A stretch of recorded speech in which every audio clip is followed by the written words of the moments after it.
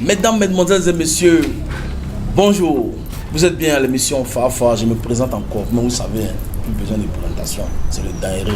Voilà, avant toute chose, j'aimerais souhaiter mes sincères condoléances à la famille de Won-Ange Didier, un collègue, un ami, qui était aussi l'artiste de la maison, DJ Arafat, qui nous a quittés il y a de cela un mois. Nos condoléances cessent à la famille et nous souhaitons que Dieu Tout-Puissant l'accueille dans son royaume et qu'il repose en paix. Mes pensées aussi vont à l'endroit d'un collègue, un frère à moi qui s'appelle DJ Arsenal, qui a perdu son petit garçon de 3 ans. Condoléances à la famille éplorée, condoléances à sa maman, ma soeur Olga Motorola, et que Dieu dans sa miséricorde prenne pitié et accueille ce beau bébé, cet ange à sa droite. Merci, l'émission peut commencer. Alors, mesdames et messieurs, merci de nous suivre. Vous êtes bien sûr Ivoire TV Musique, canal 209 du bouquet, canal SAT Afrique. Vous êtes bien à l'émission Fafa. Fafa qui signifie face à face, sans faux fuyant, directement. Voilà, ça c'est le langage de la rue ici en Côte d'Ivoire. Aujourd'hui, je reçois quelqu'un à cette émission, quelqu'un qui est tant aimé et comme controversé. Alors, nous allons lui poser des vraies questions, des questions que certaines personnes ont peur de lui poser parce que les gens se disent que le gars, il a trop la bouche. Donc, comment faire pour lui poser les questions pour ne pas que ça devienne coup de poing? Parce que, bon, tu sais, ce pasteur de maintenant, il donne coup de poing. Bon, tout ça, on va savoir si c'est ça ou c'est pas ça. Alors, merci de nous suivre. L'émission Fafa, ça démarre maintenant. Plage musicale et on revient juste après cela. Vous saurez de qui il s'agit. Let's go. Voilà, après cette très belle plage musicale que l'invité lui-même a souhaité, vous le voyez à côté de moi. Il s'agit de monsieur, parce qu'il va me dire s'il est pasteur, s'il est révérend, s'il est archevêque, s'il est missionnaire. Bon, tu sais, nous on ne comprend pas tout ça. Il va expliquer. Donc pour l'instant, pour son respect, je suis avec monsieur Gédéon de la Tchétchouva. J'espère que je n'ai pas mal prononcé. Hein. Merci. Voilà, monsieur Gédéon de la Tchétchouva qu'on reçoit aujourd'hui à l'émission Fafa. Voilà, mamie. Tous mes respects. Merci. Merci beaucoup de nous honorer de ta présence. Merci beaucoup d'avoir pris de ton temps de venir à l'émission Fafa, de venir dans le locaux d'Ivoire TV Musique. Enchanté. Merci beaucoup. Très content d'être ici aussi. Ah, Dieu merci alors. Dieu merci. Alors, mesdames et messieurs, voilà, l'émission démarre maintenant. Il est vrai, vous voyez, le cahier bleu est là. Ce cahier, quand ça sort, c'est qu'il y a les vraies questions qui vont sortir. Parfois, c'est comme ça. Je me présente d'abord, connu sur le grand public du nom de Gédéon de la Tchétchouva. Je vais un peu vous expliquer l'historique de ce nom-là. D'accord. Parce que je suis ivoirien, il faut quand même toujours honorer ses origines. Il ne faut pas avoir honte de là où on est quitté. Comme le dit en Afrique, il n'y a personne qui puisse montrer son village avec la main gauche. Gédéon de la Tchétchouva est un nom qui m'a été donné par mon père spirituel, l'apôtre Zobel Agodio, qui n'est plus de ce monde, qui nous a quittés, qui est rentré de la gloire dans le repos de son Seigneur. Ce nom m'a été donné par mon père spirituel, comme il le dit, après ma conversion, suite à une vision qu'il a eue sur moi. Et aujourd'hui, ce nom a pleinement joué sur moi. Je ne dis pas forcément que c'est le nom qui m'a influencé, mais le nom fusionne tellement avec mon destin que je crois que l'homme de Dieu a été inspiré en donnant ce nom-là. Tchétchouva, qui veut dire l'humilité précède la gloire, l'élévation passe par l'abaissement, la glorification par l'humiliation et la résurrection par la mort. C'est en quelle langue? C'est en langue hébraïque. Donc, Gédéon, c'est un nom qui m'a été donné par mon père spirituel après ma conversion. Sinon, à l'état civil, je suis Guéhi Monsekela Ferdinand, Wobé de Fakobli, précisément de Souakwede. Voilà. Un petit campement, c'est là-bas je suis. Souakwede. Ouais, Souakwede. Voilà, c'est là-bas je suis. Maintenant, concernant le ministère, comme vous le dites, c'est un ministère comme tout autre qui parle du Seigneur Jésus-Christ et suscité par Dieu pour montrer que le christianisme tel qu'il a été présenté par le Seigneur Jésus-Christ, laissé à nos pères les apôtres avant son départ, qui a été vilipendé, qui a été détruit, qui a été neutralisé, qui a été obstrué au détriment de l'intérêt personnel de certains guides clergés religieux. Donc nous sommes là pour toujours faire comprendre au peuple que l'adoration telle que le Seigneur l'a donnée à l'état primitif est toujours d'actualité. Et il y a toujours un reste qui ne s'est pas laissé gagner par la soif et l'envie de suivre et adorer l'argent et son propre intérêt, mais de toujours mettre l'intérêt du Seigneur au devant. Et c'est pour ça que nous sommes là. Et c'est là l'objectif de ce ministère que nous incarnons. Voilà. Le ministère Zobel Agodio, la voix de la révolution chrétienne. Et nous précisons que c'est une révolution sans fusil, sans gaz lacrymogène, mais c'est une révolution par la parole. D'accord. Donc, qu'est-ce que tu entends par révolution chrétienne? La révolution chrétienne, c'est de remettre en place, de ramener sur pied le christianisme que le Seigneur Jésus-Christ a laissé avant de quitter ce monde-là à nos pères les apôtres. Mais que les gens ont gâté, que les gens ont pollué, que la religion a saboté, a sapé, a gâté, a boycotté. Donc nous sommes là pour ramener, remettre en ordre le christianisme tel que le Seigneur l'a laissé et les gens l'ont gâté. Donc la révolution chrétienne, c'est la remise sur pied, la remise en place de l'évangile, du christianisme, de la chrétienté tel que le Seigneur l'avait bien laissé quand il devait quitter. Sur quoi est-ce que tu te bases? Nous nous basons exclusivement sur la Bible. Nous nous basons exclusivement sur la Bible. Parce que la Bible est le fondement absolu de tout chrétien. À moins que les gens ne soient des hypocrites, ne soient des malhonnêtes, ne soient des gens de mauvaise foi qui, en venant à Christ, ont un carnet caché dans le dos, mais qui, par séduction, nous font croire que c'est de Jésus qui sont venus parler. Sinon, tous ceux qui parlent de Jésus, tous ceux qui viennent de la part de Dieu, Jean 3, le verset 34 est clair, car tout ce que Dieu envoie, Dieu ne leur donne pas l'esprit avec mesure. C'est pour cela qu'ils se doivent de parler uniquement de la parole de Dieu, de dire ce que Dieu a dit. Et c'est à là que nous amenons tout le monde. Donc nous nous basons pas sur le comportement des gens, sur leur manière de vivre de la société. Non, chacun a sa vie, chacun a sa façon de se comporter. Mais quand on dit que Jésus a dit là, il faut que nous soyons en mesure de dire textuellement ce que Jésus a dit. Donc nous nous basons exclusivement sur la Bible pour parler. D'accord, mais la Bible, il y a plusieurs... En fait, chacun en fonction de son entendement, chacun en fonction de son entendement explique les choses comme lui l'entend en fait. Mais est-ce que c'est forcément des faussaires qui le font ou bien, moi je sais pas. Mais c'est le malheur qu'il faut éviter et c'est ce que nous sommes en train de faire dans notre campagne de sensibilisation à ramener les uns les autres. Quelle que soit la multitude d'enfants qu'un homme aura, aucun de ces enfants ne peut avoir un sang contraire que son sang si on fait le prélèvement d'ADN. Donc tous les enfants, même s'ils sont 1000, ils sont 2000, leur sang doit être identique à celui de leur père. Parce que quand il y a problème sur la paternité d'un enfant, on regarde directement le sang du père pour voir si l'enfant, le sang qu'il a en lui, ou bien la vie qu'il incarne répond aux hérédités de sa paternité. Pour dire quoi? Quel que soit le nombre de prédicateurs, de croyants qu'il peut avoir, la Bible dit, nous devions tous parler d'une seule bouche. On doit tous être baptisés d'un même esprit. On doit tous avoir le même Christ en nous. Donc si Christ n'est pas divisé et que nous sommes les membres de son corps, nous devons exclusivement de façon authentique, avoir le même langage, avoir le même esprit et parler de la même bouche. Alors si vous avez votre façon de comprendre la Bible, j'ai ma façon de comprendre la Bible, lui il a sa façon de comprendre la Bible, elle aussi elle a sa façon de comprendre la Bible, il y a problème. Ça veut dire que ce n'est pas Dieu qui nous envoie, mais c'est nous-mêmes qui nous envoyons. Si Dieu nous envoie, nous devons de dire la même chose qu'il nous a dit. Vous comprenez? Alors, souvent on entend ça, c'est une pensée qui est un peu populaire, que chacun a sa façon de comprendre la Bible, mais c'est l'ignorance qui le fait.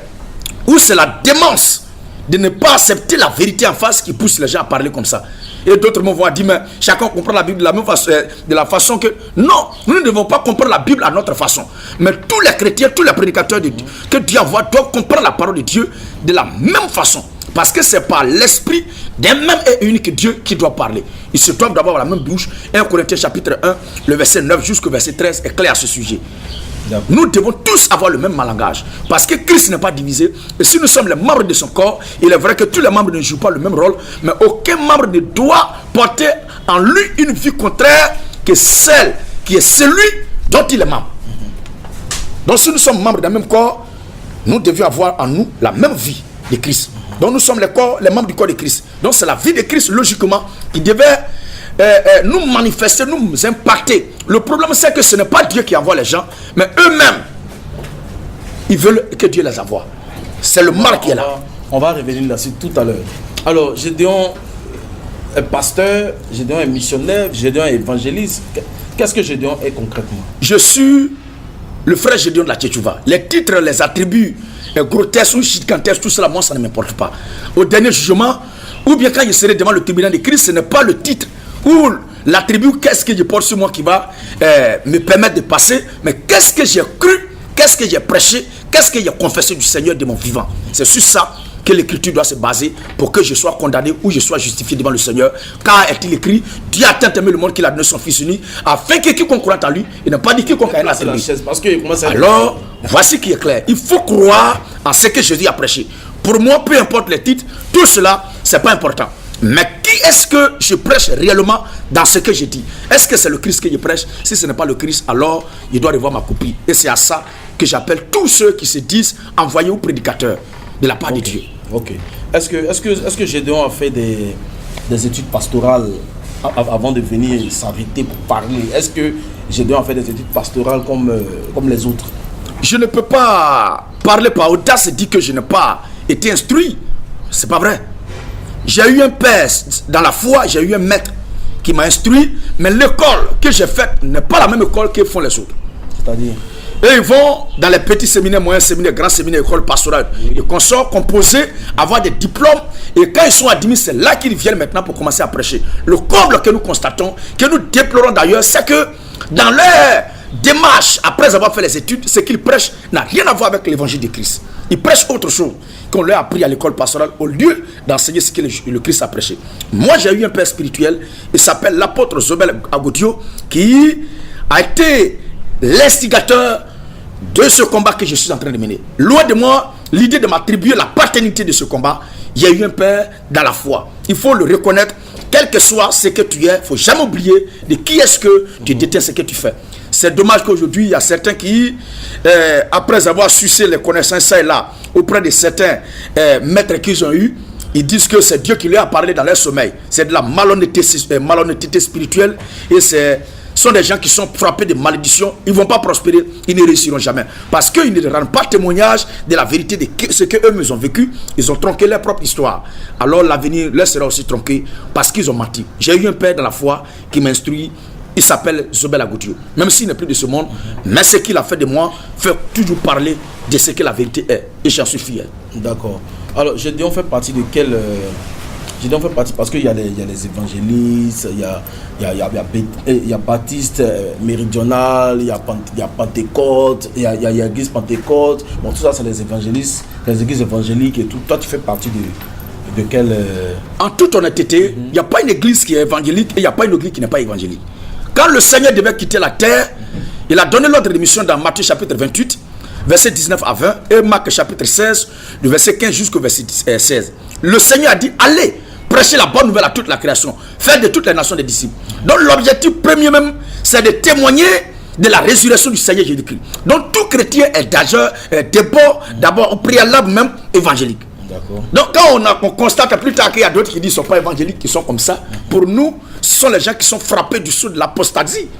Ils vous évoluent contrairement à l'ordre de mission donné par le Seigneur Jésus-Christ. D'accord, mais donc moi, conformément à l'ordre du Seigneur Jésus-Christ, je suis un évangéliste. D'accord, parce qu'il y a les catholiques, il y a les évangéliques, il y a les ceci, il y a cela. Tu vois, c'est pourquoi j'ai demandé, tu es dans quel camp en fait? Non, Daéré. Je crois que ce que vous êtes en train de faire va me pousser à dire certaines choses pour dire qu'ils ont parlé contre les gens. Sinon, l'église catholique romaine n'est pas une église que le Seigneur Jésus-Christ reconnaît. L'église catholique romaine a été fondée en 312 par l'empereur Constantin Ier, le fils de Constantin Chlore, qui est un Romain. La Bible dit, le salut vient des Juifs et non pas des Roms. La Bible dit, le Dieu que nous adorons en tant que chrétiens, le Dieu d'Abraham, d'Isaac et de Jacob. Abraham, Isaac et Jacob ne sont pas les Romains. Les Romains qui sont les colonisateurs des Juifs à l'époque quand Jésus venait, on ne peut jamais croire, et je vous exhorte d'ailleurs à faire attention à cela. Ne croyez jamais l'histoire qu'écrit le colonisateur au sujet du colonisé. Ne commettez pas cette erreur-là. Parce que dans la quête de vous coloniser, il ne vient pas avec un sourire aux lèvres. Il va vous barbariser, il va procéder par tous les moyens pour vous coloniser. Mais l'histoire qu'il va écrire là, il va se présenter comme un ange qui vous a fait du bien, qui a été un bienfaiteur et qui vous a apporté telle ou telle chose. Mais ne dira pas exactement comment est-ce qu'il vous a conquis, il vous a colonisé. Quand nous lisons l'histoire des conquêtes des territoires par les barbares et les grandes puissances, jusqu'à cette heure, et les pillages, comment ça se fait, ne croyons jamais l'histoire qui est écrite un colonisateur au sujet du colonisé. Parce qu'il ne va pas se présenter comme un malfaiteur dedans. Les Romains, lorsqu'ils colonisaient, ils dominaient les Juifs, ils ne l'ont pas fait dans un sentiment de béatitude. Mais c'est de la barbarie. C'est de la sauvagerie qu'ils ont fait cela. Ils ont été répressifs. Ils ont été très méchants. Alors, du coup, je prends un peu l'histoire de la Côte d'Ivoire et de la France. On va dire que les Français, qui sont nos colonisateurs, on va leur imposer nos idéologies, notre façon de faire, notre coutume. Et nos coutumes là, et les Français vont pratiquer ça. Est-ce que c'est juste? Est-ce qu'ils sont capables d'accepter ça? Or, le christianisme est propre aux Juifs qui sont colonisés par les Romains. Donc, les Romains, dans leur quête de pouvoir et de coloniser les Juifs, ne l'ont pas fait. Lisez très bien l'histoire de la martyre de l'église, parlant de Titus de l'an 70 qui allait détruire le temple de Jérusalem. Les Romains ne connaissaient pas le Seigneur Jésus-Christ. Ce sont eux qui l'ont crucifié. Ce sont eux qui l'ont persécuté. Ce sont eux qui sont à la base de la tragédie des chrétiens. Si l'église catholique romaine devait rédiger l'histoire concernant l'église du Seigneur Jésus-Christ, ça doit être une tragédie qu'elle doit rédiger. Et je les souhaite à prendre son courage. Elle doit rédiger une tragédie de comment est-ce qu'elle a tué et après canonise les saints. Comment l'apôtre Paul a été crucifié, et plutôt Pierre a été crucifié la tête en bas. Ce ne sont pas les Juifs qui l'ont fait, ce sont les Romains. Donc, quand ils finissent de tuer les saints, ils finissent de les détruire, plus tard ils les présentent comme étant des bienfaiteurs, ils les canonisent pour les faire passer pour des saints. Mais s'ils étaient saints, pourquoi est-ce que vous les avez tués? Fallait-il attendre qu'ils meurent d'abord et que le combat qu'ils mènent soit totalement détruit, anéanti, pour qu'ils soient aujourd'hui canonisés, présentés comme des saints? C'est dans cette logique barbare-là que l'Occident est. Partant à la conquête des territoires, barbarisant, détruisant, tuant, les chefs d'État qui mènent des luttes pour le bien-être de leur peuple, après les avoir tués, combattus, plus tard, des années viennent, et ils écrivent une histoire pour dire qu'en réalité, il était bien, il était comme ça, il était comme ça. Mais s'il était bien, pourquoi est-ce qu'on l'a combattu? Donc c'est la même chose que l'Afrique vit aujourd'hui. Et ce sont les mêmes réalités qui sont en train de se passer aujourd'hui. Alors, beaucoup ont peur d'en parler parce qu'ils créent eux-mêmes leur propre vie. Parce que si tu veux tenir tête contre le gigantesque levier de la terreur occidentale ou encore romain, d'ici là, les anges noirs vont t'enlever et tu seras du nombre de paix à son âme. Mais nous, notre vie ne nous fait aucun cas. La mort, a dit le Seigneur, nous est aussi un gain. Mais il faut dire la vérité telle qu'elle est.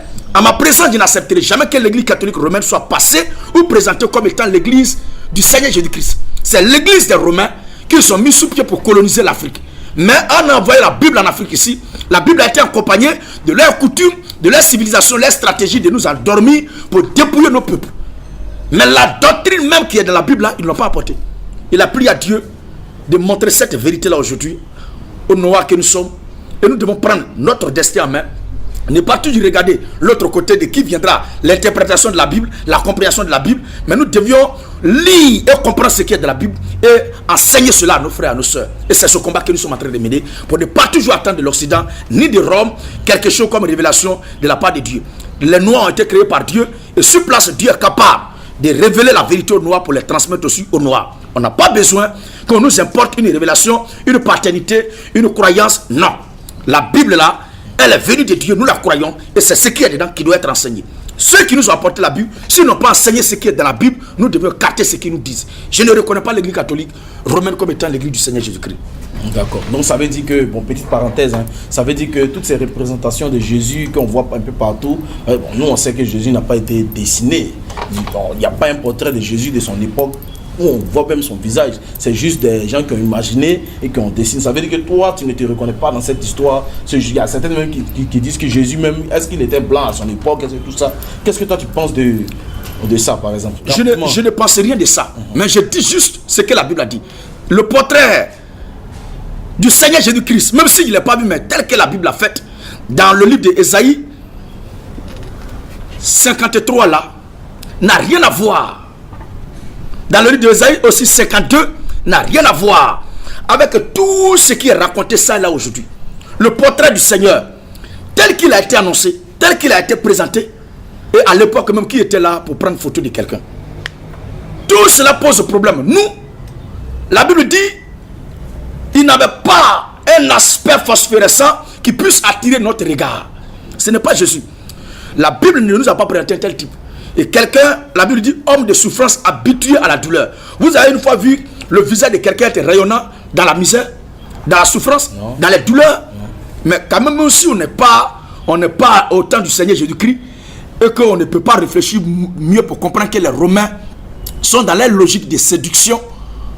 Lisez Ézéchiel 28, vous allez voir à partir du verset 11. C'est au contraire le diable qui a été présenté comme étant beau, joli, tout ça là. Est-ce que Gédéon a une église à lui? Est-ce que tu as un temple où tu reçois tes fidèles, où tu leur enseignes la parole de Dieu? Oui, je l'ai hérité de mon père spirituel. Il a hérité de mon père spirituel puisque 17 ans j'ai passé à ses côtés avant qu'il décède. Avant son décès, il m'a donné des consignes, comme un voyant, un sachant. Il m'a donné des consignes de revenir à la grande base pour guider les choses. Mais avec mon retour à Abidjan, le coin est devenu trop petit. Le coin est devenu trop petit parce que... C'est où le coin? À Bobo Avocatier, au dépôt neuf, non loin du dépôt neuf de la Sotra, à Bobo Avocatier. Et le coin est devenu trop petit parce que on est devenu trop beaucoup. Sinon on a un temple. Mais ne confondez pas l'église avec le temple. Parce que le temple c'est un endroit où on se rassemble pour se recueillir, pour s'instruire, pour servir et adorer le Seigneur. Mais l'église même en tant que telle est une entité spirituelle qui constitue le corps de Christ, qui n'a rien à voir avec le bâtiment physique où on se rend pour parler. Et tout ce que nous dénonçons contre ces systèmes que les gens mettent sur pied là, nous n'avons rien à voir de mal, nous n'avons pas quelque chose de mal contre les bâtiments, les lieux de prière. Mais qu'est-ce que les gens enseignent là-bas lorsqu'ils se rassemblent? C'est de ça qu'il est question. À cette émission, on peut sortir d'ici en faisant du bien, comme aussi on peut quitter ici et monter un coup d'état contre le président. Vous voyez, ce n'est pas l'endroit qui est le problème, mais qu'est-ce que nous avons décidé ici? C'est ça qui va jouer positivement ou négativement sur les gens. Donc c'est de ça qu'il est question. D'accord. Cependant, nous sommes là pour parler du Seigneur, pas pour préparer un coup d'état. Oui, bien sûr. Donc c'est ce qui fait que Gédéon est tout le temps dans les rues. C'est ça. Mais Gédéon, il y a un temple, même si vous n'êtes pas beaucoup. Mais Gédéon fait quoi dans les rues? C'est ça. Tu fais quoi dans les rues? Emmène les gens à venir à l'église, comme ça, de façon posée, tu peux leur parler. Mais tu fais quoi dans les rues? Un pasteur qui est toujours dans les rues en train de bavarder. Il fait quoi dans les rues, le pasteur? On veut savoir. Ce que je fais, il y a deux phases dans le travail. L'ordre de mission donné par le Seigneur Jésus-Christ, il dit d'abord, allez prêcher la bonne nouvelle à toute la création. Vous comprenez? Il dit prêcher la bonne nouvelle à toute la création. Ou faites de toutes les nations des disciples. Maintenant, après les avoir baptisés, c'est là qu'il faut les enseigner. Le Seigneur Jésus-Christ, lorsqu'il est venu, ne s'asseyait pas dans un endroit spécifique avec les disciples. Il s'asseyait en cachette avec eux pour les instruire. Et après les avoir donné des instructions, il sortait aussi pour aller à la conquête du monde. Donc, la Bible dit que la bonne nouvelle du royaume des cieux doit être prêchée jusqu'à ce que la dernière brebis du Seigneur soit rentrée. Donc, me mettre dans un endroit, me cloisonner, ça serait aller contrairement à l'ordre de mission donné par le Seigneur Jésus-Christ, puisqu'il est dit d'aller dans le monde entier. Vous comprenez? Ce n'est pas parce que j'ai un temple maintenant, il y a les fidèles qui payent 10 000 francs, je mange, je suis rassasié, je dois m'asseoir. Non, je ne suis pas venu pour m'engraisser, ou bien pour entretenir un ventre, pour avoir un ventre administral, ou bien un ventre ministériel, ou bien un ventre comme pour une vipère qui vient d'avaler un lapin. Non, mais je suis là pour mener le combat de la foi, descendre dans les rues et aller au contact du public et écouter ce que les gens disent, écouter leurs préoccupations, mais mettre à leur niveau, comme le Seigneur le faisait en son temps, descendant dans les rues, parcourant les rues, se mettant toujours à la croisée des rues, pour parler de ville en ville, de village en village. C'est ce travail-là que je suis en train de faire. Je ne suis pas venu m'asseoir dans un endroit pour m'engraisser, me frayonner, manger, boire. Si c'est affaire de manger, ce que j'ai là déjà me suffit. Je mangeais tranquillement, c'est pas ça le problème. Le christianisme n'est pas une affaire de manger, ou ne sont pas là pour prêcher la magnécratie. Mais il faut prêcher l'évangile pour libérer les consciences, pour délivrer les captifs, pour briser les chaînes et ôter les écailles des yeux de ceux qui sont embrouillés par ces faux pasteurs. Parce que dans les campagnes de sensibilisation qu'ils mènent dans les églises, n'allez pas dans son église. N'allez pas dans son église. N'allez pas l'écouter. Comme c'est à l'église qu'ils ont l'emprise sur ces âmes-là, en sortant dans les rues, là, il ne peut pas dire à quelqu'un de ne pas aller écouter. Là, chacun est libre. Et je veux que chacun prenne ses responsabilités. Nous ne sommes plus à l'heure de dire mon pasteur a dit, mon père partait dans telle communauté ou dans telle religion, mes aïeux partaient. Mais nous sommes à l'heure où il faut conscientiser la population tout entière, que chacun comprenne et dise que moi je crois et non pas mon père croyait, ma mère croyait, même mon pasteur a dit. Mais nous devions dire, il est écrit, et je crois, il est écrit. Et c'est à ça que je vais amener tout le monde. À revenir au fondement des apôtres. En sorte que celui qui est quitté dans une église, le dimanche où il est dit que Satan est ennemi de Dieu, en m'écoutant dans les rues, puisse réfléchir. Parce que moi j'ai toujours dit, d'après les Écritures, que Satan n'est pas ennemi de Dieu. En sorte que celui qui a été baptisé étant bébé, en m'écoutant, comprenne que le Seigneur a donné l'ordre de mission en disant de baptiser celui qui croira. Donc un bébé est incapable de croire. Donc celui qui a été baptisé bébé, pour moi, il est encore à l'état primitif d'un païen et dans son état de païenité. Avec ce baptême qu'il a reçu étant bébé, il ne peut pas voir le Seigneur. Parce que l'ordre de mission donnée par le Seigneur est de baptiser celui qui croit. Donc celui qui baptise même les bébés, comme lui déjà il a vendu son âme au diable, donc, il ne veut pas être le seul à partir en enfer. Le fait qu'on baptise les enfants. Pas que Jésus est contre, mais la Bible est contre ça. L'ordre de mission donné par le Seigneur, Jésus-Christ dans Marc chapitre 16, le verset 15 à 17, est clair. Allez, prêchez la bonne nouvelle à toute la création. Celui qui croira et qui sera baptisé sera sauvé. Et celui qui ne croira pas sera condamné. Donc on prêche l'évangile. Et l'individu écoute. Il a la faculté d'apporter des critiques ou de critiquer, de juger et accepter, dit Amen. Maintenant, il prend l'engagement d'aller prendre son baptême. L'écriture est claire. Le baptême est l'engagement d'une bonne conscience envers Dieu. Donc un nouveau ne peut pas prendre un engagement. Quand il voit les gens qui disent que mon enfant a 3 mois, depuis là, il n'est pas encore baptisé, pour moi c'est l'inconscience. Et ce n'est pas leur faute, c'est l'Occident qui a créé ce brouhaha. Et cette grande confusion qui sème la désolation ici en Afrique. Nous en tout cas, de l'Afrique, dans l'Afrique de Gédéon de la Tchétchouva, ces genres de choses-là ne pourront plus prospérer. À moins que l'individu lui-même ait décidé de façon délibérée à ne pas croire ce que la Bible dit. D'accord. Mais lors de tes sorties dans les quartiers et tout, j'ai remarqué que tu es un peu trop violent avec les personnes qui sont en contradiction avec ce que toi tu dis. Parce que j'ai vu que tu as plusieurs fois attaqué les gens. Parce que plusieurs quand tu parles, ceux qui sont avec toi sont, comme on dit dans notre jargon, ils sont contents de ce que tu prêches.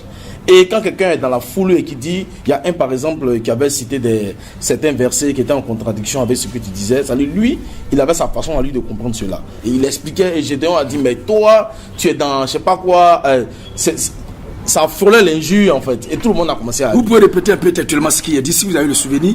J'ai le souvenir, mais c'est un peu flou. Okay. C'est un peu flou, mais voilà, c'était une expression pour dire que bon, toi, tu es perdu, tu racontes n'importe quoi, ce genre de choses en fait. Okay. Donc j'ai constaté que Gédéon, il fait un peu du rentre-dedans envers les personnes qui sont dans l'assemblée, pour ne pas dire dans la foule, qui disent que Gédéon, pourquoi ci, pourquoi ça, moi je suis pas d'accord. Pourquoi est-ce que Gédéon se comporte comme ça avec les gens, au lieu d'être un peu plus souple, un peu plus docile, il est catégorique. Il clash même souvent les personnes. Pourquoi? Vous ne pouvez pas faire ce travail que je suis en train de faire là, sans avoir une autre dimension qui échappe à la dimension humaine. Et c'est un peu ça qui faisait que les serviteurs de Dieu avaient toujours des problèmes avec la population. Le Seigneur Jésus-Christ, avant qu'il ne vienne, il y avait Jean-Baptiste qui prêchait l'évangile. Quand Jean-Baptiste prêchait, la Bible dit qu'il y avait beaucoup de pharisiens et de scribes qui venaient à son baptême. Il a dit, mais précisément Matthieu chapitre 3 à partir du verset 3 jusqu'au verset 14, quand vous lisez très bien, vous faites la lecture des choses sans fanatisme ou prise de position, mais vous verrez clairement que Jean-Baptiste a dit, race de vipères qui vous a appris à fuir la colère à venir. Or, quand un serviteur de Dieu prêche là, son souhait, son souci, son désir, c'est de gagner les âmes. Mais voici Jean-Baptiste que les gens viennent à son baptême et de façon écœurante, il dit, race de vipères qui vous a appris à fuir la colère à venir. Qu'est-ce qu'il veut dire? C'est-à-dire qu'il y a des natures même là qui ne sont pas propres à la nature de Dieu. Vous comprenez? Donc, quand quelqu'un appartient à Dieu, il est vrai, il peut s'opposer. Nous ne sommes pas contre les contradictions. Mais quand tu viens en posture de belligérance et que tu n'as pas les arguments pour attester, soutenir ce que tu dis, pour contredire ce que nous disons, mais nous serons obligés de passer à une autre phase. Mais est-ce que tu n'es pas obligé de l'attaquer? Mais nous ne l'attaquons pas, mais c'est l'état d'esprit qui l'anime que nous attaquons. Sinon, nous n'avons pas quelque chose contre les individus. Mais nous parlons de l'état d'esprit qui prévaut en lui. Parce que le diable se met dans une posture pour lui faire croire que c'est lui qui est en train de raisonner. Alors je me dois de passer à une phase pour montrer à mon frère qui est en face de moi ou à ma soeur que ce n'est pas lui ou elle. Mais c'est un autre esprit qui est en train de parler. Parce que quelqu'un qui croit être incarné par la nature de Dieu se doit quand même d'avoir du respect et un minimum d'égard à ce que la Bible dit.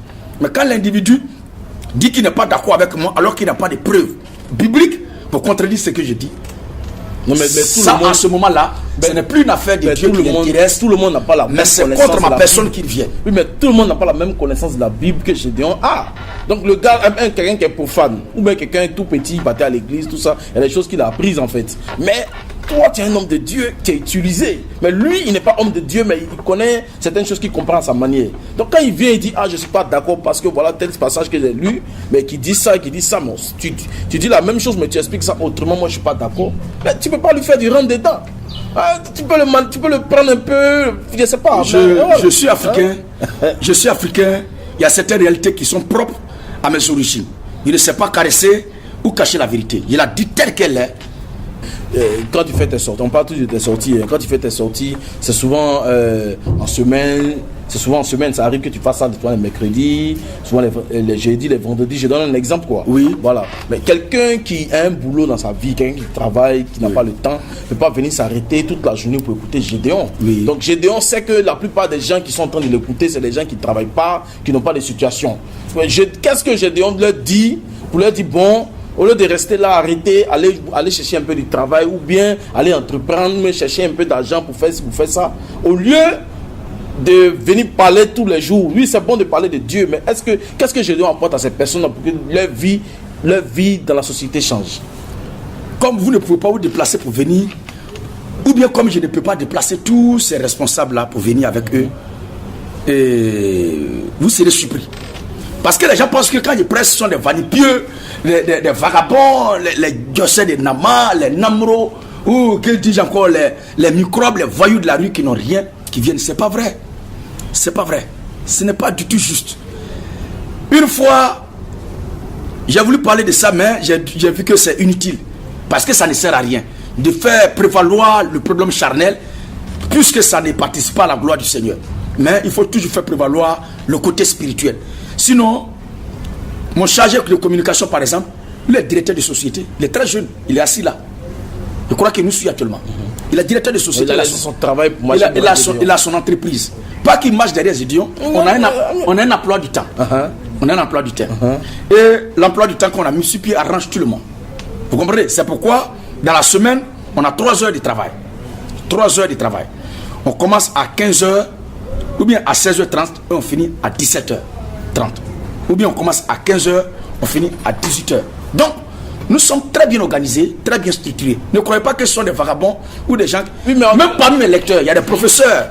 Il y a des professeurs d'école. C'est quand ils finissent, ils voient l'emploi du temps quand aujourd'hui ils ne travaillent pas dans la journée, dans la soirée, ils vont au cours et ils viennent derrière moi. Donc, nous sommes très bien organisés. Il y a 2 équipes qui changent. C'est pourquoi vous verrez très bien dans mon équipe, dans mon staff, il y a toujours une variété. Ce ne sont pas les mêmes têtes. Vous comprenez un peu? Donc ce ne sont pas des vagabonds.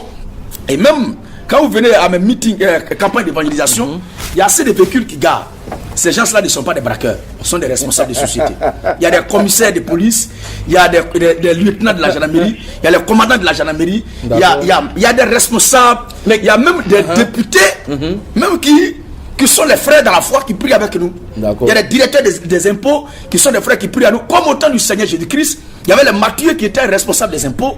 Il y avait aussi les femmes d'affaires qui suivaient le Seigneur. À chaque fois, ce ne sont pas des malheureux. Est-ce que tu veux te comparer à Jésus ou bien c'est quoi? Parce qu'à chaque fois on te pose une question, tu dis non, Jésus en son temps il avait fait ça. Mais tu n'es pas Jésus. Mais Luc chapitre 4, 6, le verset 39 à 40 est clair. Luc 6, 39 à 40, quand vous lisez bien, la Bible dit le disciple n'est pas plus que le maître. Mais tout disciple accompli sera comme son maître. Ça serait très malséant qu'un mathématicien parle sans toutefois faire recours aux théories de Pythagore, de Thalès et autres. Qu'un philosophe parle sans faire recours au patriarche de la philosophie.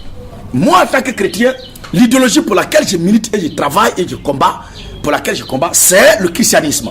Et l'auteur, l'instigateur et le promoteur de cette idéologie-là, c'est le Seigneur Jésus-Christ. Donc ne soyez pas surpris de ce qu'à tout moment, mes discours sont minés par comme Jésus, puisqu'il est dit dans 1 Corinthiens chapitre 11, soyez mes imitateurs comme je le suis moi-même de Christ. Donc tout chrétien doit imiter Christ.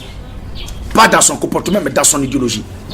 Vous comprenez? D'accord. Mais d'où Gédéon sort, on peut dire, ces choristes qui sont derrière là. Parce qu'il y a des gars, je ne sais pas s'ils n'ont rien à faire, mais ils sont derrière là-bas. Quand Gédéon dit, Mais toi-même là, est-ce que tu es sûr que tu iras au paradis? Ça répond, question. Hein?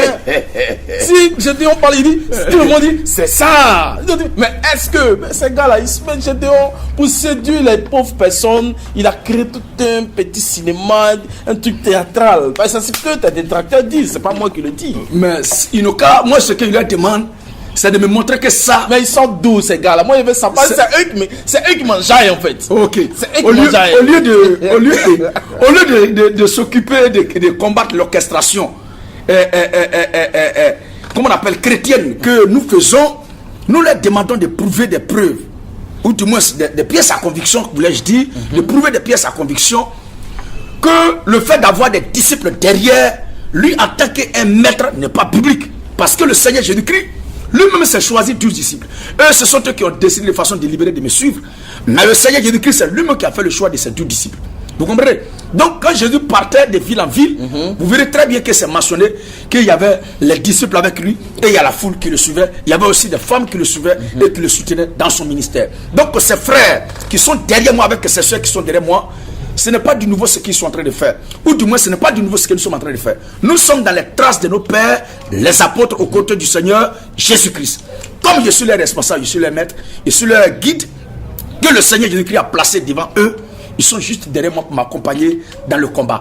Quelle que soit ta force, ta détermination, aucun homme ne peut évoluer seul sur cette terre-là et réussir la mission, quoique noble qu'il est en train de mener de la part de Dieu. Alors, quel que soit le caractère divin que revêt ce ministère, ce travail que j'ai fait, j'ai besoin de cette équipe-là à mes côtés. Et elle est là, bien structurée, pour mener ce combat-là avec moi. Ce n'est pas moi seul, mais je suis simplement le porte-parole de toute cette équipe-là, placée là par le Seigneur Jésus-Christ. Et je respecte tous ces frères-là et je les aime d'un amour sincère du Seigneur. Voilà qui est bien content. Mesdames et messieurs, nous sommes toujours à l'émission Fafa. Plage musicale, petite pause et on revient. Alors, Gédéon, qu'est-ce que tu penses? Parce que ce qu'on a remarqué, c'est que dans certaines églises, il y a certains pasteurs qui passent leur temps à critiquer les autres églises. C'est-à-dire que quand tu as arrêté, il prêche, oui, mais à un certain moment, il dit là-bas, là, chez tant, voilà ce qu'ils font, chez tant, voilà ce qu'ils font qui n'est pas bon et tout. Qu'est-ce que toi tu penses de ces pasteurs qui le font? Moi, je suis pour les critiques. Parce que les critiques permettent à l'homme lui-même de se faire un auto-jugement et de réaliser que tu as des insuffisances. Parce que quand un homme atteint une certaine dimension, à cause des moyens qu'il a, il n'a plus d'oreille pour écouter qui que ce soit. Mais il faut quelqu'un qui puisse lui dire la vérité. Parce qu'il n'est pas mauvais de critiquer. Non, mais au lieu de critiquer, il juge en fait. Il juge et proposer des solutions. Préconiser la voie à suivre. Moi je dis le baptême des bébés ne doit pas être fait, mais voici celui qu'on doit baptiser selon les Écritures. Je dis que le diable n'est pas l'ennemi de Dieu, mais voici dans les Écritures, le diable a été créé par Dieu et est instrumentalisé par Dieu. Je dis que la femme n'a pas le droit de prêcher, car dans la Bible, la femme, voici sa place, voici sa place, voici sa place. Vous comprenez? Le jugement en lui-même n'est pas mauvais, mais est-ce que le jugement qu'on fait est un jugement basé sur la vérité? Où je suis là, si quelqu'un me dit que tu as porté une montre qui est comme ça, à moins de voir s'il n'est pas réellement porté la montre, au lieu de dire qu'il est en train de me juger, il doit même faire le constat sur moi-même si les choses qu'il me dit ne sont pas justes. Sinon, le jugement est biblique. Et la Bible m'exhorte de juger. Alors pourquoi c'est écrit dans la Bible, ne jugez point et vous ne serez point jugés? Si tu peux m'expliquer ce... je crois bien que c'est dans le livre de Matthieu. Il a dit de ne pas juger son prochain. Ne pas être jugé à son tour. Ne jugez point afin que vous ne soyez point jugés. Je crois que c'est Matthieu chapitre 7 à partir du verset 1 jusqu'au verset 5. Car l'on vous jugera de la façon dont vous jugez. Pourquoi vois-tu la paille qui est dans l'œil de ton frère? Or, d'abord, ce qui est dans ton œil d'abord avant de parler. Donc, si moi, il n'y a plus de paille dans mon œil, je peux voir ce qui est dans l'œil de mon frère. Cela ne veut pas dire que si tu vois une paille dans l'œil de ton frère, il faut laisser son œil se casser. Il faut enlever. Mais il faut être toi-même en bonne posture d'abord, avant de venir à l'aide. Parce que si toi-même tu as la même maladie, tu ne peux pas te proposer en guérisseur de quelqu'un qui souffre de la même maladie pareille. Donc il faut être guéri du mal d'abord avant d'aller guérir les autres. Vous comprenez? Pour être clair, c'est quand on est dans la vérité qu'on interpelle ceux qui évoluent dans le faux. Moi je ne peux pas dire que je traque les voleurs alors que moi-même je suis un voleur. On ne peut pas condamner, combattre les voleurs et être soi-même un champion de vol. C'est dans ces cas, les figures-là, que l'Écriture a dit de ne pas juger, enfin de ne pas être... Parce que toi-même tu voles et puis tu dis aux gens de ne pas voler, toi aussi on va te juger. Mais si quelqu'un ne vole pas et qu'il dit aux gens arrêtez de voler, ou bien juge les voleurs, ce qu'on va se baser pour dire aussi on va te juger de la même façon. Vous comprenez? Alors quelqu'un qui ne prêche pas la vérité, on se doit de lui dire ce que tu prêches là, c'est pas vrai. Sinon, dans les tribunaux là, il y a les juges qui sont là. Si ce passage-là doit être appliqué, je crois que dans les tribunaux, il y a les fidèles des églises aussi qui sont là-bas, qui sont juges, qui sont les avocats et autres. Donc si le jugement est condamné par la Bible, c'est que ces avocats et juges-là doivent démissionner. Parce qu'ils sont en train de commettre un grave péché contre la parole de Dieu. Mais ce n'est pas de ça que la Bible parle. C'est le jugement selon l'apparence. Je crois bien dans Jean chapitre 7, le verset 24, que l'Écriture a bien mentionné ça. Je reprends bien. Jean 7, le verset 24, qui dit de ne pas juger selon l'apparence, mais de juger selon la justice. Et Lévitique 19, le verset 15, l'Écriture dit clairement, tu jugeras ton prochain selon la justice. Vous comprenez? Donc il est bien dit de juger selon la justice. Si les faits que tu as en main sont avérés que l'individu a vraiment fait cela, il est bien de se prononcer là-dessus.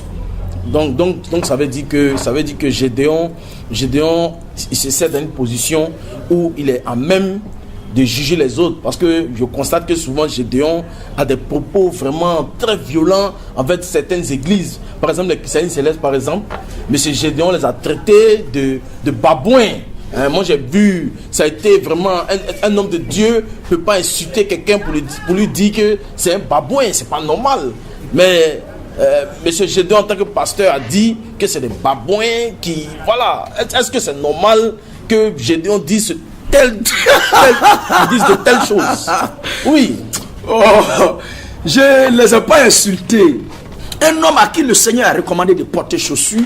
Et Jésus lui-même, le Seigneur, portait chaussures. Est-ce que tu étais là au moment où Jésus était là pour savoir que Jésus était chaussé? Mais eux aussi, ils n'étaient pas là pour savoir si Jésus n'était pas chaussé. Ils se basent sur le fait que l'Esprit a dit à Moïse, ôte tes chaussures car tu arrives dans un lieu saint.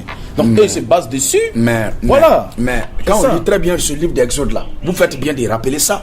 C'est à Moïse que l'Écriture a dit, ôte tes souliers, car la terre sur laquelle tu t'approches là, cet endroit est un endroit saint. Regardez bien. C'est quand il s'est approché de là. Et cette montagne, c'est la montagne d'Horeb. Ce n'était pas une montagne qui était sanctifiée auparavant. Mais c'est la présence de Dieu sur cette montagne-là qui l'a sanctifiée. Une fois que Dieu s'est retiré, la montagne est devenue une montagne ordinaire comme toute autre montagne. Mais retenez quelque chose. Quand Moïse devait quitter les lieux, Dieu ne lui a pas dit, fais de ça une loi. Et que les enfants d'Israël, désormais, pour venir m'adorer en leurs chaussures. La preuve en est que, quand Dieu a donné les 10 commandements, tu ne porteras pas une chaussure, il n'est pas mentionné dedans. Donc, dites à ces gens-là de revenir sur terre. Et quand la Bible dit, cet endroit sur lequel tu te tiens est un endroit saint, c'est complètement circonstanciel du lieu. À savoir, si là où elle se trouve pour prier là, c'est sur cette montagne de Horeb. Non, mais c'est l'église qui est sainte. Mais dans le Nouveau Testament, le seul endroit. À l'église, il y a la présence de Dieu qui vient. Donc le seul endroit qui est saint, comme je vous le disais tout à l'heure, que le seul endroit qui est saint, c'est l'église. Et l'église n'est pas une entité physique, mais l'église est une entité spirituelle. C'est l'ensemble de tous ceux en qui habite le Saint-Esprit. Jésus-Christ lui-même, qui est la plénitude de la sainteté, portait chaussures. Jésus portait chaussures. Lui-même, qui a permanemment la présence de la divinité en lui là, il portait chaussures. Si à cause de la présence de Dieu doit enlever chaussures, et ça doit devenir une doctrine universelle, je crois que les premiers... mais pour eux. Mais si c'est pour eux, ça veut dire que tous ceux qui n'acceptent pas de faire comme eux ne sont pas de la vérité. Ça devient une doctrine universelle. Et ils veulent universaliser cette doctrine-là pour qu'elle soit une croyance populaire auquel tous ceux qui doivent avoir le salut doivent croire. Et nous disons non, ça ne peut pas passer. C'est la barbarie spirituelle. Quand on voit des gens qui ne portent pas chaussures, qu'ils soient en mesure de nous montrer publiquement que le Seigneur a recommandé de ne pas porter chaussures pour aller l'adorer. Parce qu'après l'échange de Moïse avec Dieu dans Exode chapitre 3 et Exode chapitre 4, Dieu n'a pas dit à Moïse d'enlever ses chaussures. Et en donnant les commandements à partir de Exode chapitre 20, il n'a pas aussi prescrit là-bas de ne pas porter chaussures pour aller prier. Bien au contraire, dans Deutéronome chapitre 29, le verset 5, l'Écriture a dit, j'ai été conduit pendant 40 années dans le désert. Vous n'allez pas me dire qu'après la rencontre de Dieu avec Moïse à Horeb, Dieu ne s'est plus jamais présenté aux enfants d'Israël.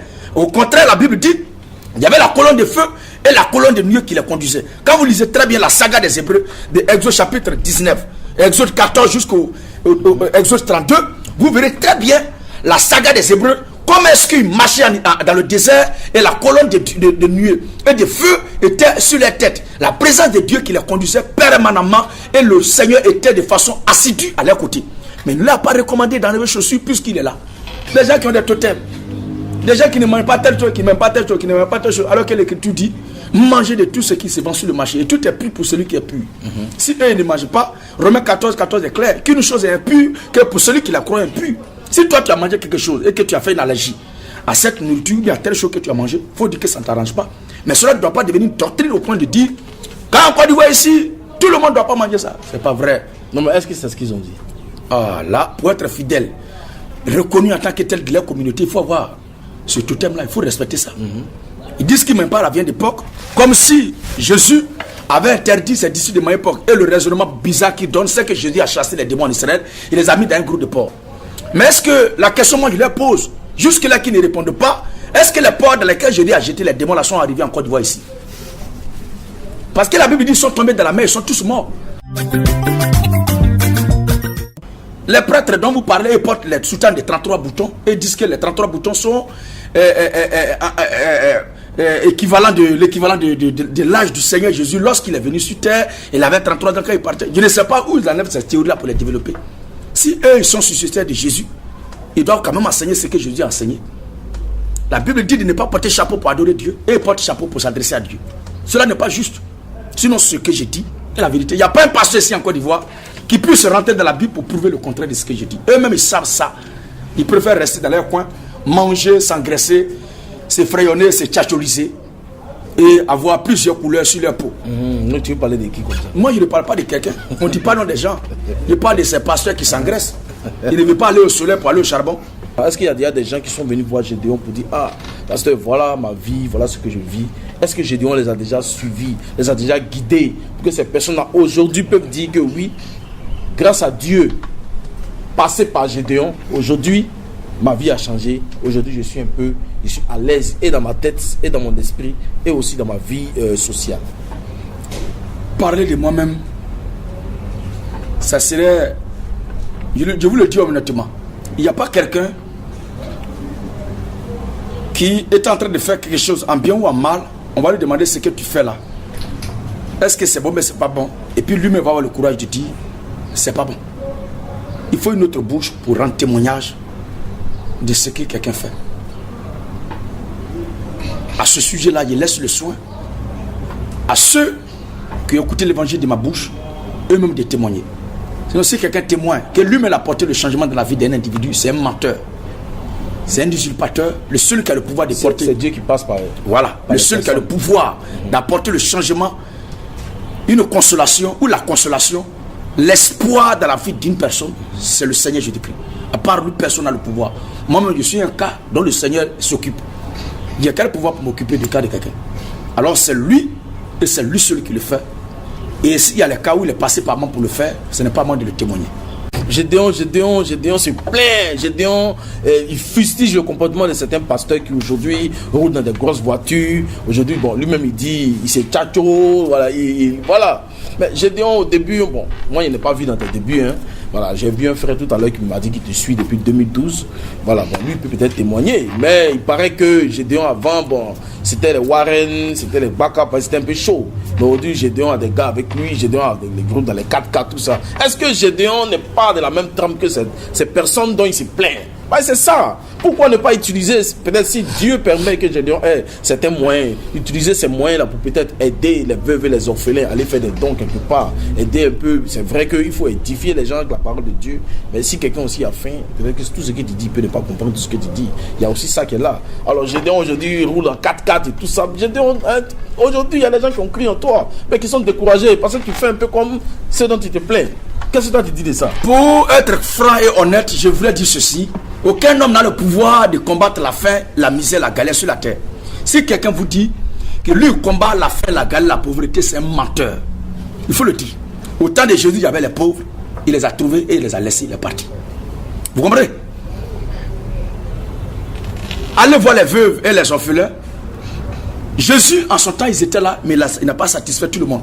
Il n'est pas, même l'État même, qui prend toutes les richesses du pays, dans chaque pays, dans chaque nation, dans tous les continents là, l'État lui-même ne se promène pas pour demander où sont les veuves et les orphelins. Venez, on va vous donner. Mais je dis, on peut faire. J'arrive. Laissez-moi terminer, vous allez voir. Vous allez me comprendre. Pour dire quoi? Qu'il n'y a personne sur cette terre-là qui puisse mettre fin ou éradiquer la pauvreté, les problèmes, les difficultés, les soucis. Personne. Le Seigneur Jésus-Christ est venu. Moi, je suis Jésus. Je ne suis pas ces pasteurs-là. Jésus est venu trouver ces problèmes-là et les a laissés. Il est parti. Concernant cette histoire de rouler dans la voiture, je vous dis un peu quelque chose. Mes prédications qui datent depuis 10 ans ou bien 15 ans sont là. Je crois il y a 18 ans, on va bientôt dans 19 ans que j'ai commencé à prêcher l'évangile. Ce message-là, il y a tant certains souvent dit que quand ils ont vu tout récemment, mes soeurs disent, ah, laissez-le, quand il va commencer à manger un peu, tout ce qu'on va voir, il ne va pas changer de bouche. C'est faux, ils ne me connaissent même pas. Ils ne me connaissent pas. Ils ne me connaissent pas. Pour eux, c'est maintenant qu'ils ont commencé, donc ils cherchent à manger ou ils cherchent à faire buzz. Non, c'est pas vrai. La voiture dans laquelle les pasteurs ou les prêtres, ces soi-disant hommes de Dieu roulent, je n'ai rien contre ça. Je n'ai rien contre ça. Celui à qui quelqu'un a fait un don ou bien qui a les moyens de se mettre à l'aise, il est libre de se mettre à l'aise. Mais ce que j'ai déploré et je continue de déplorer, d'écrire jusque-là, est-ce que le travail qu'ils font pour bénéficier de ces biens-là est réellement le travail auquel le Seigneur a appelé ceux dont ils se réclament? Ils ne prêchent pas la vérité et ils profitent du peuple. Ils dépouillent le peuple. Ils ne disent pas. Ça dit c'est du vol. Vous comprenez? Sinon quelqu'un qui travaille dans la légalité de la société, qui a réalisé ses biens, il n'y a pas de problème contre lui. Mais quelqu'un qui vole pour réaliser, on ne doit pas courir les bras pour le laisser là. Donc ils font usage de faux. Vous comprenez? C'est comme quelqu'un qui n'est pas un gendarme, ou bien qui n'est pas policier, ou bien qui n'est pas avocat, et qui se met dans la posture d'un avocat pour prendre les prérogatives et les droits, ou les biens, ou c'est ça, les retombées qui doivent revenir logiquement, les opportunités qui doivent revenir à ces gens-là. Que si on attrape un individu, il faut le dénoncer. Donc c'est de mon devoir de dénoncer ces gens-là qui vendent des cailloux. Le bidon est à 500 francs, et ils vendent la goutte à 10 000 francs. Et à partir d'un seul bidon, il peut avoir au moins 300 000, 400 000 francs. C'est de ça que je parle. C'est quelqu'un qui a fait un travail noble, qui a servi Dieu dans la légalité, et que Dieu a béni. Mais c'est juste, dans la Bible, Salomon a été béni par Dieu. C'est pas mauvais. David a été béni par Dieu. C'est pas mauvais. Jacob a été béni par Dieu. Abraham a été béni par Dieu. C'est pas mauvais. Même le Seigneur Jésus-Christ, lui-même, quand il prêchait, il était assisté par ceux qui l'accompagnaient. C'est pas mauvais. Ce n'est pas de ça que nous parlons, mais est-ce que c'est qu'ils font pour bénéficier de ces choses? En dépouillant le peuple, en arrachant le pain de la bouche des pauvres là. Est-ce que ce travail-là, c'est ça que le Seigneur les a envoyés pour faire? Vous comprenez? Quand vous dites que on va aujourd'hui, je dis on roule dans la voiture, tout cela. Moi, je ne fais pas de ça un problème. Je ne fais pas de ça. La dernière fois, je suis allé à l'évangélisation avec une voiture. J'ai vu qu'un frère footballeur qui est venu en vacances avant de partir m'a laissé un cadeau pour dire, ah, pasteur, je te fais don parce que vraiment, il n'y a pas grand chose à te laisser, c'est ce qu'il te laisse. Quand il a roulé de la voiture pour aller à l'évangélisation, les gens ont pris ça pour un télé. Il roule dans la voiture maintenant. Parce que les gens, je prêche l'évangile, au lieu d'écouter la parole de Dieu, et ils n'écoutent pas ça. Mais il a roulé dans la voiture, mais on m'a donné cadeau de laisser ça. Ou bien de faire quoi? Pour vendre. Tu vends l'argent là, tu prends. En ce moment-là, je ne fais pas ce que moi, je fais maintenant ce que vous voulez. Est-ce que je peux vous dire de vendre votre montre là pour prendre l'argent là pour donner à quelqu'un? De vendre vos matériels de travail là pour faire don aux gens. Donc la voiture, c'est devenu un outil de travail. Non, je vous ai posé une question, répondez-moi d'abord. Si je vous dis de vendre votre montre, c'est moi qui pose les questions ici. Ah, c'est vous qui posez la question. Ok. Il y a des problèmes dans la société. Même si je ne peux pas satisfaire tout le monde, mais je dois, en tant qu'homme de Dieu, dois faire des gestes. Donc, vous voulez que je prenne une caméra à chaque fois que je vais dans un coin pour faire. Non, moi je demande, est-ce que Gédéon avait fait ça? C'est la question que je pose. Et si oui, il n'y a pas de problème, moi j'ai mené mes enquêtes, vous savez, c'est la vous voulez mener les enquêtes? Oui, c'est comme ça. Mener les enquêtes. Mener les enquêtes. Parce que je ne suis pas du nombre de ceux qui, quand ils doivent donner quelque chose à quelqu'un, les caméras en même temps. Ils mettent les caméras, tout ça. Parce que ce que je fais pour mon semblable, je n'ai pas besoin que ça devienne un tapage. Vous comprenez? D'accord. Parce que je le fais, non pas pour attirer un regard sur moi, mais le travail que je fais, c'est d'attirer les regards de tout le monde sur le Seigneur. Le Seigneur. Vous comprenez? Sur le Seigneur. C'est ça le travail que je fais. Sinon, parce que c'est ça qui fait aussi souvent que d'autres sont obligés de faire du bruit inutile. Quand ils s'en montent dans tel coin, parce qu'ils veulent que les gens soient au courant qu'ils sont allés faire ça. Ils veulent que les gens sachent qu'ils sont allés faire telle chose. Non, moi, c'est le Christ que je présente au monde, pas ma bonne foi que je veux faire envers mon semblable. Non, parce que ça n'est pas gagner quelqu'un à Christ. Mais c'est l'évangile que je présente, c'est le Christ que je prêche. Sinon, vous pouvez vous cacher, envoyer un de vos émissaires pour se déguiser un peu, pour venir parmi nous, pour juste récolter des informations avec écouteurs. Juste pour voir un peu ce que les gens pensent, comment est-ce que je fais. Voilà. D'accord, voilà qui est bien dit. Alors, Gédéon, je sais que tu ne veux pas qu'il te pose cette question-là. Tu es fatigué de ça. Mais c'est Fafa qui est la meilleure mission actuellement dans le pays. Pourquoi est-ce que Gédéon a fui le débat face à Makosso? Est-ce parce que Makosso est beaucoup plus, comment on peut dire, dans la vérité par rapport à Gédéon, ou Gédéon a peur de Makosso? Bon, on ne comprend pas. Je n'ai peur de rien. Je n'ai peur de rien. Quand je vais sortir pour aller évangéliser dans tel coin, ce sont les quartiers même où je suis étranger, où personne ne me connaît, où je n'ai aucun fidèle. Je m'en vais juste avec mon équipe. Et quand je dois me déplacer, je donne l'heure, la date indiquée et le lieu indiqué. Alors, celui qui pense, et tout cela, tous ces pasteurs, aucun d'eux ne me dérange. Trop petit pour ce que je fais. Donc, nous deux là, on n'a pas la même chose. Tout ce qui fait, les conneries qui racontent, tout cela, les gens me racontent ça, souvent ils me rapportent ça, mais ça ne me fait ni chaud ni froid. Et ça ne joue en aucun cas sur ce que je fais. Au contraire, ça me donne encore plus d'éclairer la lanterne des gens. Vous comprenez? Donc, répondre à lui son invitation. Et ce n'est pas lui seul, mais aucun d'eux, je ne répondrai à l'invitation de qui que ce soit. Celui qui ne veut pas de ce que je dis et qui veut encore mettre fin à ça, qui me trouve dans la rue. Parce que dans une salle, il y aura des règles qui seront fixées. Je ne veux pas de règles. C'est un combat, toute catégorie, sans règles. Tous les coups sont permis. Excepté la violence physique. Mais la guerre verbale, là-bas, là, c'est ouvert. Il n'y a pas à faire de monseigneur, vicaire. On peut s'appeler hey. Et puis ça passe. Cet homme de Dieu qui a dit que Dieu lui a parlé et qu'il fallait qu'il aille prier pour mon frère, père à son âme, Didier Arafat. Je sais que tu as dû apprendre ça, tu as dû voir ça. Quel regard toi tu as porté sur ce petit épisode-là?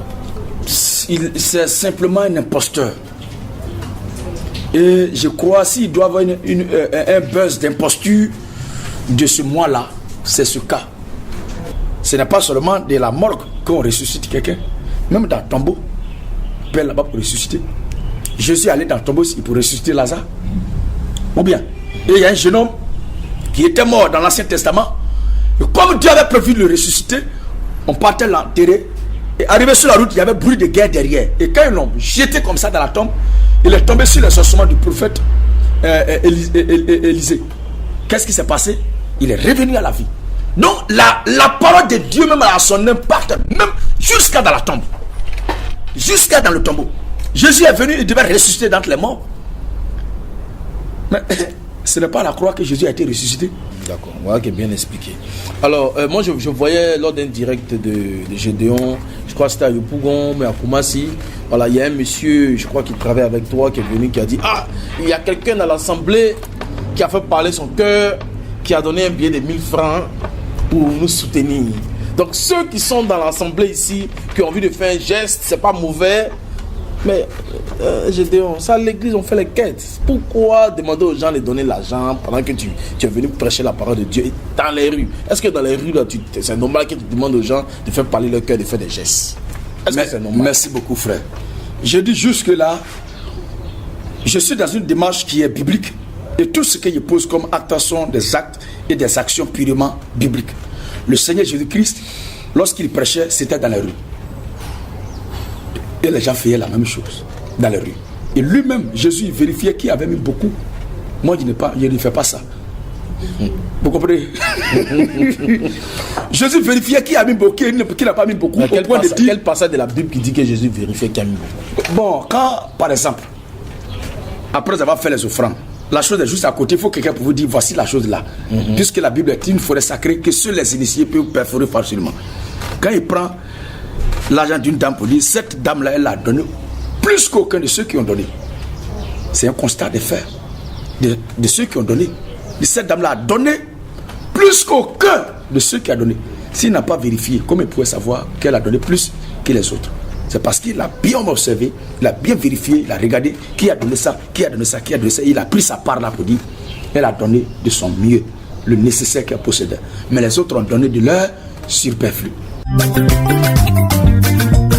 Alors, Gédéon, voilà, l'émission tire à sa fin. Quel message Gédéon a pour les âmes qui nous regardent actuellement? Vu que le christianisme tel qu'il a été laissé par le Seigneur Jésus-Christ à nos pères les apôtres a été écarté pour l'intérêt personnel des guides religieux leaders paroissiaux, vu que le fondement absolu pour le chrétien digne de ce nom, de se réconcilier permanemment avec Dieu, d'être en communion avec lui pour hériter le ciel qui est la Bible, a été écarté, vu que le fondement absolu de l'enfant de Dieu pour être en communion avec son créateur et retourner un jour auprès de lui a été écarté par des soi-disant hommes de Dieu. En ma qualité de votre frère, je me donne le droit et la peine de vous exhorter tous à revenir à ce que dit la Bible, car au jugement dernier, ça ne sera pas mon père fréquentait cette communauté, ma mère fréquentait cette communauté, ou mon pasteur avait dit ceci ou dit cela. Nous sommes au stade où chacun a le plein droit de lire la Bible, de l'examiner et de la mettre en confrontation avec ce que nous entendons ça et là de la bouche de ce soi-disant homme de Dieu. Il revient à chacun le devoir de permettre aussi à ces hommes de Dieu d'être conscientisés, parce que plein sont des inconscients en costume qui se font passer pour des serviteurs de Dieu. Si le peuple ne prend pas ses responsabilités, ces grillades d'arachide, ces vautours au col Mao, ces corbeaux à la colle noire vont toujours se faire passer pour des hommes de Dieu, en toujours vous pillant et présenter l'image de l'église comme étant un endroit de malheur et de deuil, alors que l'évangile est la paix promise par le Seigneur Jésus-Christ, l'évangile est la joie promise par le Seigneur Jésus-Christ, l'évangile est la meilleure promesse faite par le Seigneur Jésus-Christ à ses élus pour être heureux, être dans la joie pour l'acquisition de leur salut et demeurer un jour dans ce séjour et divin, immortel de notre Seigneur Jésus-Christ. Sur ce, je laisse à chacun, il est vrai que mes propos sont un peu durs, mes discours sont un peu durs, mais ne regardez pas ce qui est autour, regardez à l'essentiel de ce que j'ai dit et vous-même examinez les Écritures pour voir si ce que les prêtres, les pasteurs, les curés et les leaders religieux vous enseignent, pour que vous ayez votre propre opinion concernant la Bible et non pas que ce soit ce qu'on vous dit, parce que ce qui nous tue, c'est on m'a dit. Nous ne nous basons pas sur ce que j'ai dit. Que le Seigneur vous bénisse et que la paix de Jésus-Christ soit sur l'Afrique du Sud et sur toute l'Afrique entière. Shalom à tous. Voilà qui est bien dit. On était avec Gédéon, mais qu'est-ce que... Où tu insultes les gens, il faut doser un peu quoi. Il n'est pas non, c'est pas de ça que je parle. Je parle des trucs que j'ai vu avant. Okay. Entendre ça, c'est le papa. Okay. Mesdames et messieurs, merci beaucoup. On était avec Gédéon, quelqu'un de très sympathique, quelqu'un qui vraiment dit ce qu'il pense. Il est convaincu de tout ce qu'il dit. Merci beaucoup. Que Dieu nous bénisse tous. À la semaine prochaine, même heure, même antenne. Ivoire TV Musique, canal 209. Vous avez Soko et William Santiago à la caméra. Vous aurez celui qu'on appelle Madoché, du montage et tout. Roland Le Bengui, c'est le réalisateur en chef de cette émission. Merci beaucoup, que Dieu vous bénisse. On est ensemble. Ciao, c'était le Daéré avec Gédéon.